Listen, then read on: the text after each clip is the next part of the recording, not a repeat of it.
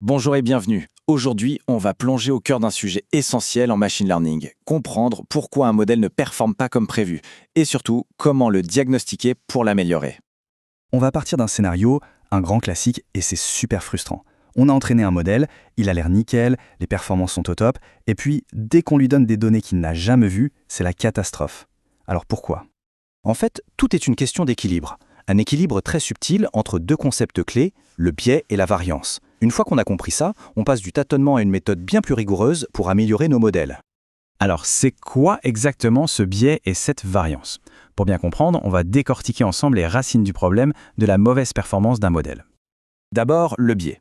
Un biais élevé, c'est un peu comme avoir un modèle, disons, très têtu. Il part avec des idées préconçues très simples et il s'y accroche, même si les données lui montrent quelque chose de beaucoup plus complexe. En gros, il passe à côté de l'essentiel. Et de l'autre côté, on a la variance.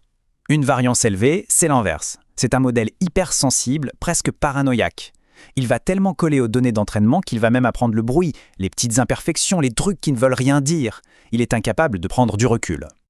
Ce qu'il faut vraiment piger, c'est qu'on est constamment en train de faire un compromis entre les deux.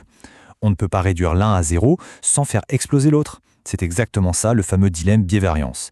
Et tout l'art, c'est de trouver le point d'équilibre parfait, le juste milieu. Voilà l'illustration parfaite du sous-apprentissage, ou underfitting. Le modèle est tellement simple, ici une ligne droite, qu'il n'arrive même pas à suivre la tendance générale des données. Ces hypothèses sont bien trop rigides. Et là, c'est tout le contraire, le surapprentissage ou overfitting. Le modèle est si complexe qu'il passe par absolument tous les poids. Il a en quelque sorte mémorisé les données d'entraînement par cœur, y compris leurs imperfections. Du coup, il devient inutile pour faire de nouvelles prédictions.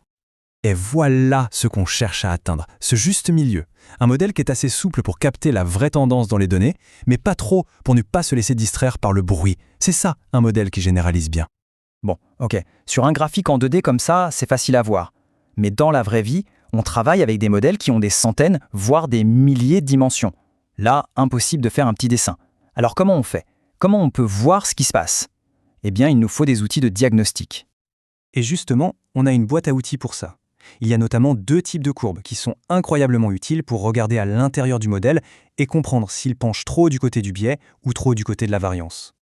La toute première question qu'on doit se poser, c'est est-ce que le problème vient de la complexité même du modèle ?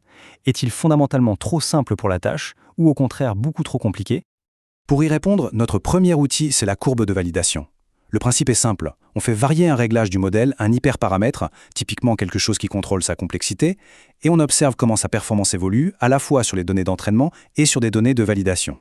Ce tableau, c'est un peu notre grille de lecture. Si les deux scores, entraînement et validation, sont mauvais, c'est qu'on est en sous-apprentissage, biais élevé.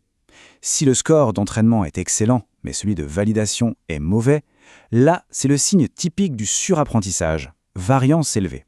Et si les deux scores sont élevés et proches, bingo, on a trouvé un bon ajustement. Voilà une autre question absolument fondamentale, qui peut faire économiser un temps et un argent considérables. Est-ce qu'on a besoin de plus de données pour améliorer les choses, ou est-ce que c'est le modèle lui-même qu'il faut changer ? Pour ça, on a notre deuxième outil, la courbe d'apprentissage. Ici, l'idée est différente. On ne touche pas à la complexité du modèle. On la fixe. Par contre, on entraîne le modèle avec de plus en plus de données et on regarde comment ses performances évoluent. Et l'interprétation de ces courbes est très riche. Si on a un modèle à biais élevé, les deux courbes vont vite stagner à un niveau de performance assez bas. Ajouter des données ne changera rien, le modèle est tout simplement trop basique. Par contre, pour un modèle à variance élevée, on verra un grand écart entre les deux courbes. Et là, bonne nouvelle, ajouter des données va très probablement aider à réduire cet écart et donc à améliorer le modèle. Pour résumer, on a un véritable guide de diagnostic. La courbe de validation, c'est pour régler la complexité du modèle.